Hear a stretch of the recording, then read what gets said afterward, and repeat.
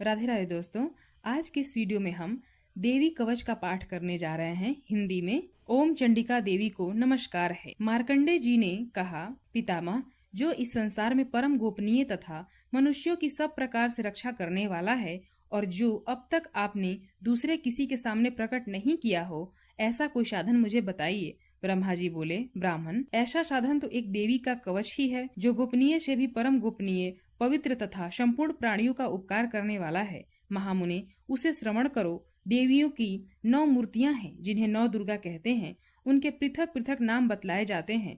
प्रथम नाम शैलपुत्री है, दूसरी मूर्ति का नाम ब्रह्मचारिणी है, तीसरा स्वरूप चंद्रघंटा के नाम से प्रसिद्ध है, चौथी मूर्ति को कुष्मांडा कहते हैं, पांचवी दुर्गा का नाम स्कंद माता है, देवी के छठे रूप को कात्यायनी कहते हैं, सातवां कालरात्रि और आठवां स्वरूप महागौरी के नाम से प्रसिद्ध है, नवी दुर्गा का नाम सिद्धिदात्री है। ये सब नाम सर्वज्ञ महात्मा वेद भगवान के द्वारा ही प्रतिपादित हुए हैं। जो मनुष्य अग्नि में जल रहा हो, रणभूमि में शत्रुओं से घिर गया हो, विषम संकट में फंस गया हो तथा इस प्रकार भय से आतुर होकर जो भगवती के शरण में प्राप्त हुए हों, उनका कभी कोई अमंगल नहीं होता। युद्ध के समय संकट में पड़ने पर भी उनके ऊपर कोई विपत्ति नहीं दिखाई देती। उन्हें शोक, दुख और भय की प्राप्ति नहीं होती। जिन्होंने भक्ति पूर्वक देवी का स्मरण किया है, उनका निश्चय ही अभ्युदय होता है।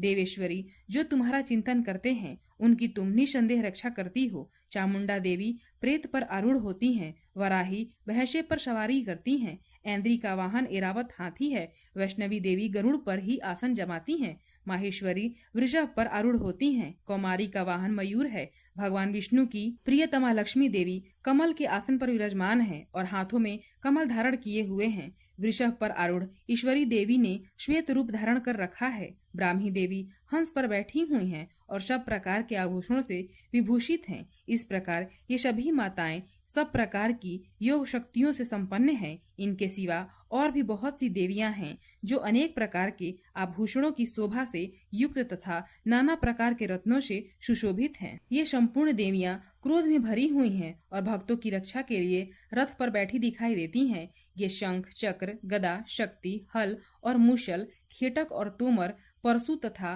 पाश, कुंत और त्रिशूल एवं उत्तम सारंग धनुष आदि अस्त्र शस्त्र अपने हाथों में धारण करती हैं। दैत्यों के शरीर का नाश करना, भक्तों को अभय दान देना और देवताओं का कल्याण करना, यही उनके शस्त्र धारण का उद्देश्य है। कवच आरंभ करने के पहले इस प्रकार प्रार्थना करनी चाहिए। महान रौद्र रूप, अत्यंत घोर पराक्रम, महान बल और महान उत्साह वाली देवी, तुम महान भय का नाश करने वाली हो। तुम्हें नमस्कार है। तुम्हारी ओर देखना भी कठिन है। शत्रुओं का भय बढ़ाने वाली जगदम्बिके, मेरी रक्षा करो। पूर्व दिशा में ऐन्द्री, इंद्र शक्ति मेरी रक्षा करें। अग्नि कोण में अग्नि शक्ति, दक्षिण दिशा में वाराही और नैऋत्य कोण में खड्गधारिणी मेरी रक्षा करें। पश्चिम दिशा में वारुणी और व्योम कोण में मृग पर सवार करने वाली देवी मेरी रक्षा करें। उत्तर दिशा में कौमारी और ईशान कोण में शूलधारिणी देवी रक्षा करें। ब्रह्माणी, तुम ऊपर की ओर से मेरी रक्षा करो और वैष्णवी देवी नीचे की ओर से मेरी रक्षा करें। इस प्रकार शव को अपना वाहन बनाने वाली चामुंडा देवी दशों दिशाओं में मेरी रक्षा करें। जया आगे से और विजया पीछे की ओर से मेरी रक्षा करें। वाम भाग में अजिता और दक्षिण भाग में अपराजिता रक्षा करें। उद्योतनी शिखा की रक्षा करें। उमा मेरे मस्तक पर विराजमान होकर रक्षा करें। ललाट में मालाधरी रक्षा करें और यशस्विनी देवी मेरे भौहों का संरक्षण करें। भौहों के मध्य भाग में त्रिनेत्रा और नथनों की यम घंटा देवी रक्षा करें। दोनों नेत्रों के मध्य भाग में शंखिनी और कानों में द्वारवासिनी रक्षा करें। कालिका देवी कपोलों की तथा भगवती शांकरी कानों के मूल भाग की रक्षा करें। नासिका में सुगंधा और ऊपर के ओठ में चर्चिका देवी रक्षा करें। नीचे के ओठ में अमृत कला तथा जिह्वा में सरस्वती देवी रक्षा करें। कौमारी दांतों की और चंडिका कंठ प्रदेश की रक्षा करें। चित्रघंटा गले की, घंटी की और महामाया तालु में रहकर रक्षा करें। कामाक्षी ठोड़ी की और सर्वमंगला मेरे वाणी की रक्षा करें। भद्रकाली ग्रीवा में और धनुर्धरी पृष्ठवंश में रहकर रक्षा करें। कंठ के बाहरी भाग में नीलग्रीवा और कंठ की नली में नलकुबरी रक्षा करें। दोनों कंधों में खड़गनी और मेरी दोनों भुजाओं की व्रजधारिणी रक्षा करें। दोनों हाथों में दंडनी और अंगुलियों में अंबिका रक्षा करें। सुलेश्वरी नखों की रक्षा करें। कुलेश्वरी पेट में रहकर रक्षा करें। महादेवी दोनों स्तनों की और शोक विनाशिनी देवी मन की रक्षा करें। ललिता देवी हृदय में और सूल धारिणी देवी उदर में रहकर रक्षा करें। नाभि में कामिनी और गुहिया भाग की गुहेश्वरी रक्षा करें। पूतना और कामिका लिंग की और महिष वाहिनी गुदा की रक्षा करें। भगवती कटी भाग में और विंध्यवासिनी घुटनों की रक्षा करें। संपूर्ण कामनाओं को देने वाली महाबला देवी दोनों पिंडलियों की रक्षा करें। नारसिंही दोनों घुटियों की और तेजसी देवी दोनों चरणों के पृष्ठ भाग की रक्षा करें। श्रीदेवी पैरों की अंगुलियों में और तलवासिनी पैरों के तलुओं में रहकर रक्षा करें। अपनी दाढ़ों के कारण भयंकर दिखाई देने वाली दृष्टा करारी देवी नखों की और ऊर्ध्वकेशनी देवी केशों की रक्षा करें। रोम वलियों के छिद्रों में कौबेरी तथा त्वचा की वागेश्वरी देवी रक्षा करें। पार्वती देवी रक्त, मज्जा, वसा, मांस, हड्डी और मेद की रक्षा करें। आंतों की कालरात्रि और पित्त की मुकुटेश्वरी रक्षा करें। मूलाधार आदि कमल कोशों में पद्मावती देवी और कफ में चूड़ामणि देवी स्थित होकर रक्षा करें। नख के तेज की ज्वालामुखी रक्षा करें, जिसका किसी भी अस्त्र से भेदन नहीं हो सकता है, वह अभेदा देवी शरीर की समस्त संधियों में रहकर रक्षा करे। ब्रह्माणी आप मेरे वीर्य की रक्षा करें। छत्रेश्वरी छाया की तथा धर्म धारणी देवी मेरे अहंकार, मन और बुद्धि की रक्षा करें। हाथ में व्रज धारण करने वाली व्रजहस्ता देवी मेरे प्राण, अपान, व्यान, उदान और समान वायु की रक्षा करें। कल्याण से शोभित होने वाली भगवती कल्याण शोभना मेरे प्राण की रक्षा करें। रस, रूप, गंध, शब्द और स्पर्श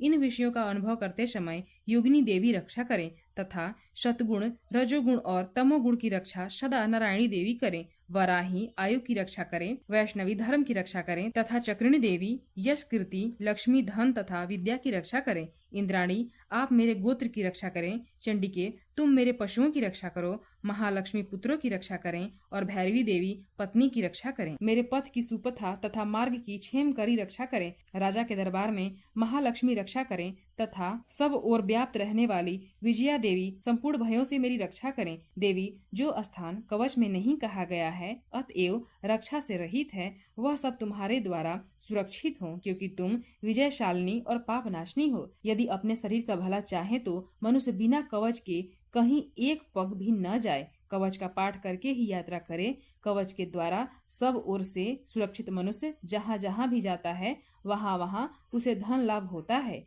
तथा संपूर्ण कामनाओं की सिद्धि करने वाली विजय की प्राप्ति होती है। वह जिस जिस अभिष्ट वस्तुओं का चिंतन करता है उसको निश्चय ही प्राप्त कर लेता है। वह पुरुष इस पृथ्वी पर तुलना रहित महान ऐश्वर्य का भागी होता है। कवच से सुरक्षित मनुष्य निर्भय हो जाता है। युद्ध में उसकी पराजय नहीं होती तथा वह तीनों लोकों में पूजनीय होता है। देवी का यह कवच देवताओं के लिए दुर्लभ है। जो प्रतिदिन नियम पूर्वक तीनों संध्याओं के समय श्रद्धा के साथ इसका पाठ करता है उसे देवी कला प्राप्त होती है तथा वह तीनों लोकों में कभी पराजित नहीं होता। इतना ही नहीं, वह अपमृत्यु से रहित हो 100 से भी अधिक वर्षों तक जीवित रहता है।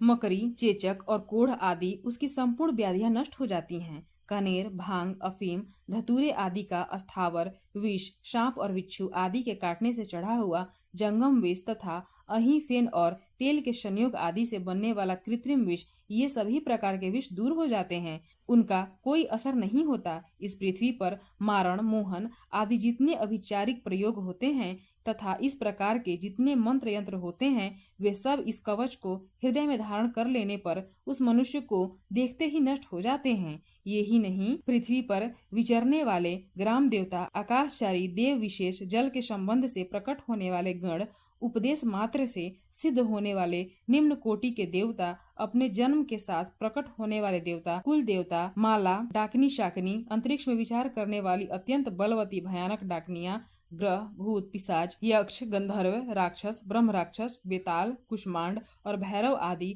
अनिष्टकारक देवता भी हृदय में कवच धारण किए रहने पर उस मनुष्य को देखते ही भाग जाते हैं। कवचधारी पुरुष को राजा से सम्मान वृद्धि प्राप्त होती है। यह कवच मनुष्य के तेज की वृद्धि करने वाला और उत्तम है। कवच का पाठ करने वाला पुरुष अपनी कीर्ति से विभूषित भूतल पर अपने सुयश के साथ साथ वृद्धि को प्राप्त होता है। जो पहले कवच का पाठ करके उसके बाद सप्तशती चंडी का पाठ करता है, उसकी जब तक वन, पर्वत और कानून सहित यह पृथ्वी टिकी रहती है तब तक यहाँ पुत्र, पौत्र आदि संतान परंपरा बनी रहती है। फिर देह का अंत होने पर वह पुरुष भगवती महामाया के प्रसाद से उस नित्य परम पद को प्राप्त होता है जो देवताओं के लिए दुर्लभ है। वह सुंदर दिव्य रूप धारण करता और कल्याणमय शिव के साथ आनंद का भागी होता है। प्रेम से बोलिए दुर्गा माता की जय।